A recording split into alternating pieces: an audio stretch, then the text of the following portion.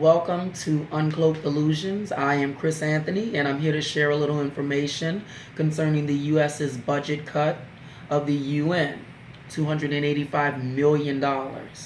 And the article reads, the U.S. mission to the United Nations announced Sunday that it negotiated a major reduction in the UN's budget for the upcoming fiscal year.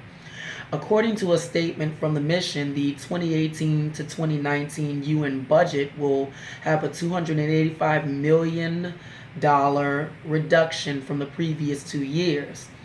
In addition to these significant cost savings, we reduced the UN's bloated management and support functions, bolstering support for the key U.S.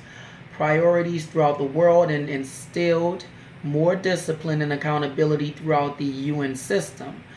The statement reads, now, this is the Trump administration that decided to go ahead and reduce some of the taxpayers' money that we provide to the UN to supposedly consolidate and keep peace throughout the world. Now, mind you, the UN has failed at this. If you look at places like Libya, what's going on in Syria, if you look at places like Yemen, Lebanon, places of this particular state are not dealing with any peace or not gaining any peace or security in their countries. Instead, because the UN is literally just a vassal for the United States, we have all these countries that are in chaos for resources. And the UN expanded from 31 to 193. And mind you, the United States pays about 22% of the assembly regular budget for the UN. And it was formed in 1945 after World War II, and this was supposedly to make sure that this never occurred again. What happened between Germany, Poland, and the United Nations, which it was just the European Union, and the beginning stages of it. And then, of course, afterward, we have the Soviet Union and all of these wonderful things.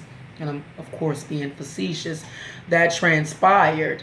And mind you, I believe strongly that the United Nations has been looking the other way while a great deal of this extortion in these countries when it comes to trying to extort the resources from these countries has been occurring. So the United Nations really doesn't offer any peace to any country, which is just a farce.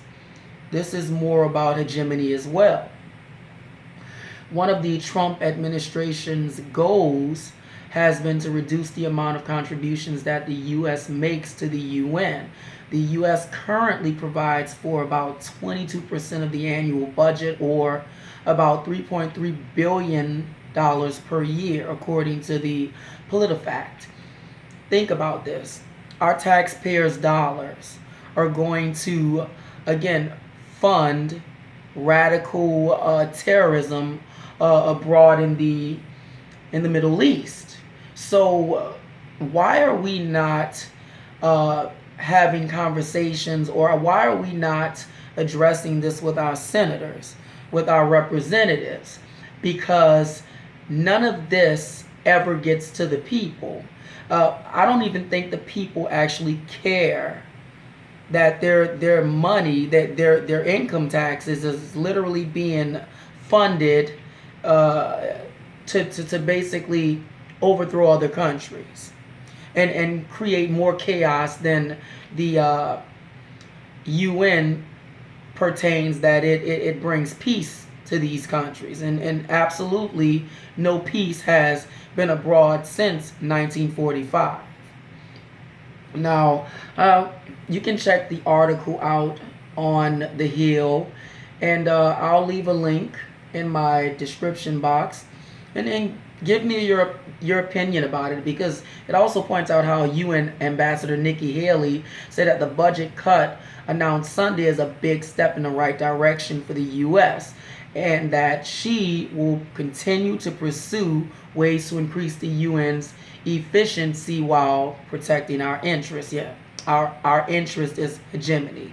And Nikki Haley, who had been calling for the removal of Bashar al-Assad with absolutely no evidence of these supposed chemical attacks on his own people. Same thing you pretty much heard with the Libyan leader Muammar Gaddafi. And you find out that this was all staged by the CIA.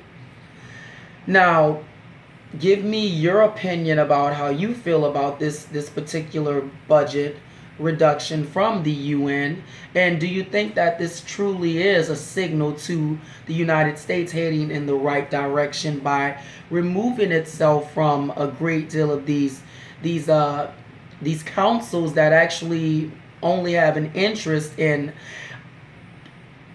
growing globalism?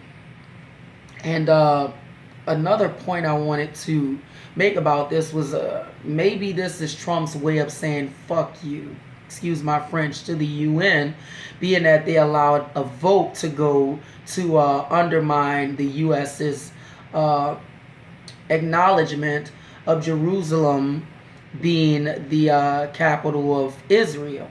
So, of course, the plot thickens. It's always some underlined and underhand agenda behind a great deal of what's going on.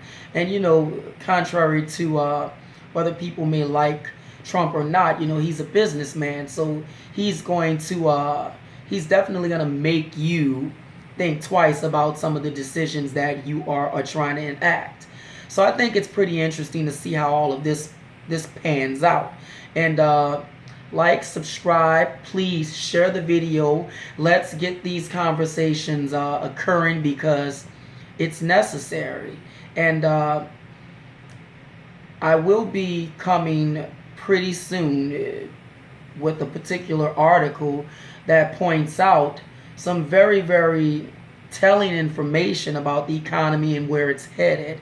And I'll be pointing out some things and giving you an idea of why there's so much unrest according to this article. And mind you, it's what you see yourself that's actually going on, the unrest. How people are very angry. People want to express themselves, and they're finding many, many negative ways of doing it instead of just going and fucking lynching, excuse my French yet again, their congressmen and their representatives, because these people you vote in to office in your states, and they represent the state. They represent the people's agenda and the people's desires in these states. So in truth, that's who you should be looking at. It is your representatives and your senators. And this is why it's important to vote on a local level. I'm Chris Anthony, and go ahead, again, like, subscribe, share, leave your comments. Let's open up a conversation. Do you think that this is a great idea, that we have started cutting our ties with promoting and being the hassle, and allowing these countries, allowing these councils in these foreign nations to continue to lease and fleece the people of America? I'm out.